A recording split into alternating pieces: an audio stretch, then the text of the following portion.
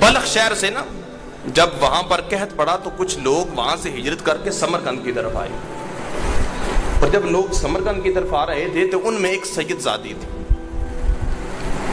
وہ سید زادی بیوہ تھی، ان کے ساتھ بچے تھے. جب وہ سمرقند کے اندر پہنچے نا تو وہاں پر یہ مفلوق الحال تھے، ان کے پاس کوئی چیز کھانے پینے کی نہیں تھی، بھوک سے نڈال تھے، پیاس سے نڈال تھے. لوگوں سے پوچھا تو انہوں نے کہا یہاں پر ایک مسلمان رہتا ہے بڑا سخی ہے، اور ایک یہودی رہتا ہے وہ بھی بڑا سخی ہے. اب ان سید زادی نے کہا کہ میں مسلمان کے پاس جاتی ہوں. المختصر یہ کہ آپ وہاں پر گئیں اور جا کر اس مسلمان سے کہا کہ میں سید زادی ہوں، میں بلخ شہر سے آئی ہوں سمرقند کی طرف ہجرت کر کے، میری کچھ مدد فرما دیں. اب اس مسلمان جو شخص تھا اس نے کہا کہ آپ کے پاس کیا دلیل ہے کہ آپ نبی کی اولاد میں سے ہیں؟ اب ایک تو وہ سید زادی تھی مجبور. اب انہوں نے کہا کہ اس وقت میرے پاس دلیل تو کوئی نہیں، بہرحال مدد نہیں کرنی تو نہ کرو. وہ وہاں سے واپس چلی گئی، اس یہودی کے دروازے پر پہنچی. جب وہاں پر تشریف لے کر گئیں اور اس یہودی سے ملاقات ہوئی، اس نے کہا کہ آپ کو پہلے سمرقند کے اندر دیکھا نہیں، سمرقند کی جتنی بھی آبادی ہے میں لوگوں کو جانتا ہوں، آپ کو نہیں دیکھا. کہا کہ میں مسافر ہوں، بلخ شہر سے ہجرت کر کے آئی ہوں. کہا آپ کا تعلق کس خاندان سے ہے؟ کہا کہ خاندان کا رہنے دو، تم مدد کر دو. اس نے کہا نہیں خاندان کا تو بتائیں. کہتے ہیں کہ سید زادی نے کہا کہ میں مسلمانوں کے نبی کی اولاد میں سے ہوں.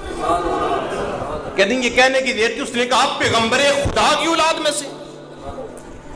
کہا میرا گھر اتنا پاکیزہ تو نہیں کہ آپ ٹھہر سکیں، لیکن آئے آپ تشریف لائیں، میرے تو وقت جا گئے ہیں کہ مسلمانوں کے نبی کی اولاد ہمارے گھر میں تشریف لائیں. کہتے ہیں اس نے جگہ دی اور کمرے کو صاف کروایا اور شہر سے برتنوں کو منگوایا. منگوانے کے بعد ان کے لیے کھانا تیار کیا.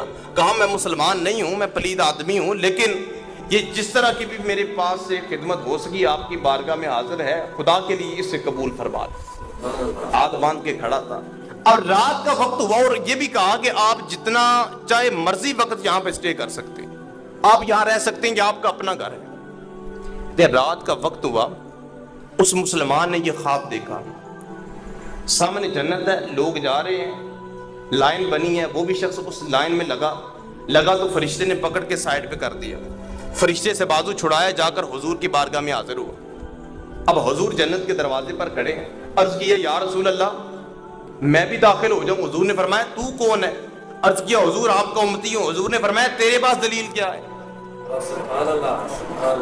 عرض کی حضور میں آپ کا امتی ہوں. حضور نے فرمایا جب میری بیٹی آئی تھی تو اس سے دلیل مانگ رہے تھے، اب تم بھی تو کوئی دلیل دو نا. کہتے ہیں رات گزری، جب صبح ہوئی تو وہ شخص دوڑتا ہوا گلیوں میں ڈھونڈ رہا ہے. کسی نے بتایا وہ یہودی کے ہاں. واقع ہوا گیا، دروازے پر دستک دی. کہا کہ جو خرچہ کیا ہے 11 گنا زیادہ لے لو، لیکن یہ مجھے دے دو. اب اس یہودی نے کیا جواب دیا؟ اس نے کہا اگر کل آتے تو بات اور تھی، اگر کل آتے تو بات اور تھی، آج میں یہ نہیں کر سکتا. اس نے کہا تو یہودی ہے، تجھے کیا لگے؟ اس نے کہا خبردار. اب یہودی کہا اب تو نے دیکھی ہے نا، وہ میں نے جانتی آنکھوں سے مصطفیٰ کا دیدار کیا ہے. اور اس نے کہا تو نے کلمہ پڑھا ہوگا کسی مفتی کے ہاتھ پر، کسی عالم کے ہاتھ پر، کسی محدث کے ہاتھ پر، کسی مفکر و مفسر کے ہاتھ پر. کہا میں نے کلمہ پڑھا ہے محمد عربی کے ہاتھ پر. تو جو ان سے محبت کرتا ہے اللہ کریم اسے دولت ایمان سے نواز دیتا ہے، اور جو ایمان والا ہو اسے ایمان کی سلامتی عطا ہو جاتی ہے.